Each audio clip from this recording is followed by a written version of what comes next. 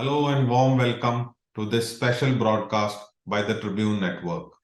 Today, we have a special guest with us, Indian High Commissioner to Canada, Mr. Sanjay Kumar Verma.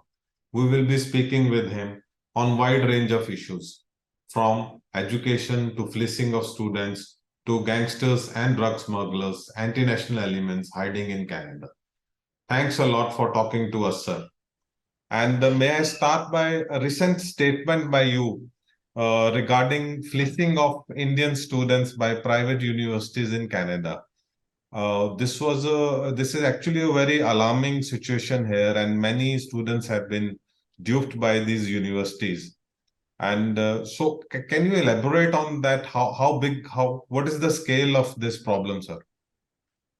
Certainly, in Canadian system, there are academic institutions which are classified as universities, and then there are other academic institutions which are classified as colleges, and many of these colleges would be affiliated to the university. So that's the education system here. To be fair and to be upright, I must tell you right at the beginning itself that most, and when I say most, I'm talking about 99% plus, most of the Canadian academic institutions offer very high academic excellence, and they are not dubious. It so happened that in last couple of years, we have noticed that some of the colleges in provinces I would not like to name at the moment, they were operating beyond their mandate, and with the change of regulatory framework in those provinces, they were not able to comply with them.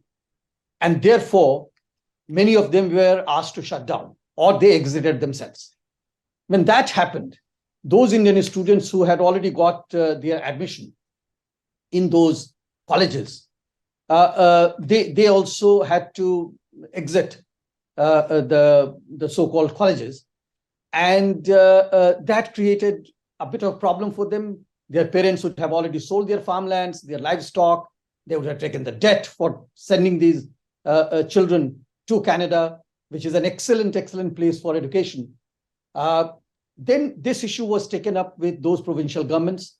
And I must tell, I thank them, first of all, for them to have listened to us and taken immediate corrective actions.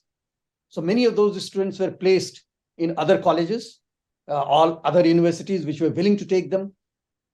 However, some of them did suffer due to the bankruptcy declared by those colleges. We did come to their help, and I would say with quite some satisfaction that many of them were helped. Now, this is one part of the story. But the most disturbing part of the story is very different. What is happening is that Indian students who are willing to come to Canada to study have taken a very wise decision. There is no there are no arguments about it. But what they did, they based their decision on factually incorrect information.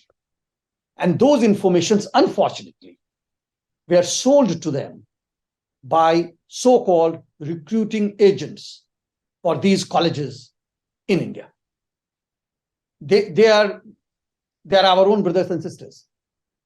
And they are the ones who sold factually incorrect information to the students and their parents who bought in. And when they bought into it, they applied for it, they got the admission, and when finally some of them, their student visa was rejected, they were still better off because they only lost money. Right. Those who came here and then saw that the story sold to them is not here on the ground. So there were these unmet expectations which forced them to do things which a student should not be doing in Canada. The information which are factually incorrect sold to them, I'll give you some examples. Right, please. One is that, once you get this course done, you will be on your way to permanent residency in Canada and probably a pathway to the citizenship in Canada. Many of these courses don't qualify for giving any credit towards permanent residentship or the citizenship in this country. So the dreams which were being sold in India, they were factually incorrect. Unfortunately, many of these students who were unsuspecting, they heard it from their relatives, they heard it from the word of mouth from someone whom they respected in the community. Therefore, they did not suspect at all. They fell prey to it. And that is the biggest concern. Concern is less in Canada. I have more concern in India, where falsified information is being spread for earning some commission from these colleges by unscrupulous agents or recruiters sitting in India. So, sir, where can we have these checkpoints? It has to be here in Punjab, in India, in other parts of India, or is it has to be in Canada? And do you have any data, any numbers, any agents being arrested, any number of universities being, shut down or something? As I told you that there were some colleges which were shut down due to their failure to comply with the regulatory framework in that particular province. Again, I will not go and name them. It's not proper because the legal course of action is continuing. The students, they themselves don't come out with the details of their conduits. And the problem is that if they do not complain, how do we go about it in the legal system? So in India, what could happen is using the strong platforms like the media you represent, if the word could be spread that please do due diligence before committing to an admission in a college in Canada. Again, let me clarify it. I would say 99.9% of universities in Canada, they are well reputed. They have academic excellence. We have 230,000 students studying in Canada. I will be, and I don't hear from them for sort of deceitful act conducted by any university or their recruiters in India, because these universities also take a lot of due diligence. They do a lot of due diligence before they apply a channel, before they appoint a channel in India. But these 10, 12 colleges have given such a bad name to the whole process. So if I have to say what should be done in India, I would say these students and parents should be more circumvent, particularly about colleges where they get admission. Again, many colleges are beyond doubt. They are doing an excellent job. They only recruit the foreign students or international students, the courses for which they are allowed to recruit foreign or international students, as they are called here. Now, what has happened is that the Canadian Immigration Agency have also prepared a checklist for the colleges. Yeah. And that will allow some of the students to understand where they are applying to. And believe me, if they are applying to a college now, which is not conforming to the regulatory framework, there is a large possibility that the visa application itself will be rejected. So at least they would have lost some money. I'm sorry for that, but they will not suffer the drudgery which otherwise they will suffer after coming to Canada. I think that's very wise thing for the High Commission to do. But is this checklist available on your website? Is it easily available? Yeah, so we do not do it because, we are a foreign representation in Canada. This is something which is internal to Canada. So IRCC has prepared a list. And what I would recall that it is available on their website. Okay. Because the main issue when a student applies is that he can't differentiate which is a real university and the real people, the real agents. So that's how they are taken for a ride. So if this checklist is available very easily to everyone, I think that would be better, and that's how we can prevent such fleecing of the students. Absolutely. So IRCC does it, and it is available on their website. And also, what we have to be aware is that not all the courses are available for international students. One, two, not all the courses make you eligible to the pathway for permanent residency and the citizenship. Now, this is something which students who are paying such a huge amount to come to Canada, and there are so many years of their life to this beautiful country. It will be pertinent for them also to do due diligence, not only go on the word of mouth. Today in the world, we are talking virtually through internet. Today in the world, internet has got a lot of information on all these things. If they suspect anything, then they should check it out further. Thank you, sir. I'm sure the High Commission there would be helping a lot if some victim lands there in Canada and he finds that, the dreams are shattered and everything. There is another grave problem which especially Punjab government has flagged a number of times. It is about, this so many gangsters, sir, and,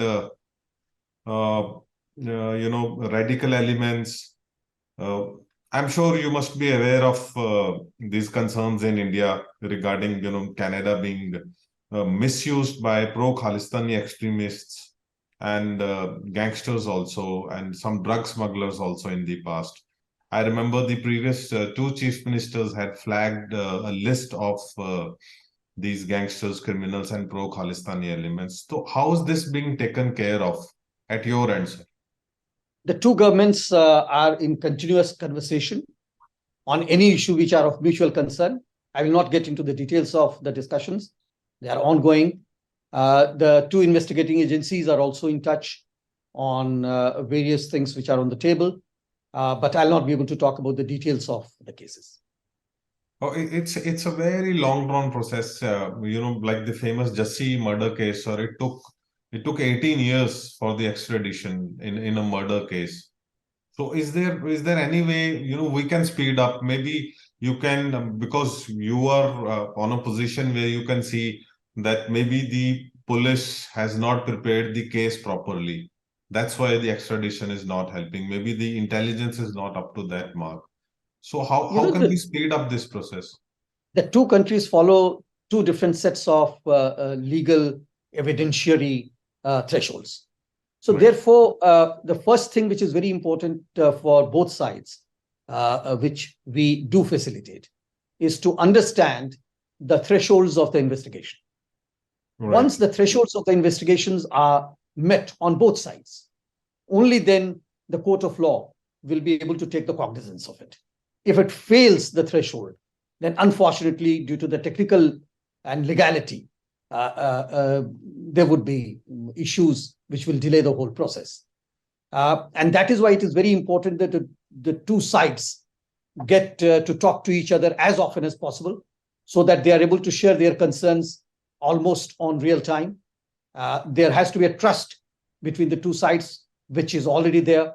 So a lot of things are happening. Again, I'll not be able to discuss about the details of the negotiations and the conversation between two sides, but I can assure your viewers that this particular concern is continuously on our radar screen, and we are all the time promoting the conversation between the two sides, the relevant agencies between the two sides, on the two sides, and trying to see that the time frame, as you mentioned earlier, which is basically the MLAT channel, the time frame is further reduced, and we are able to see results sooner than what was being done earlier.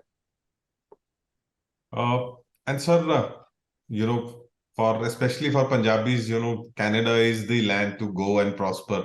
So what are the areas where they can look to contribute and prosper and have a better life there?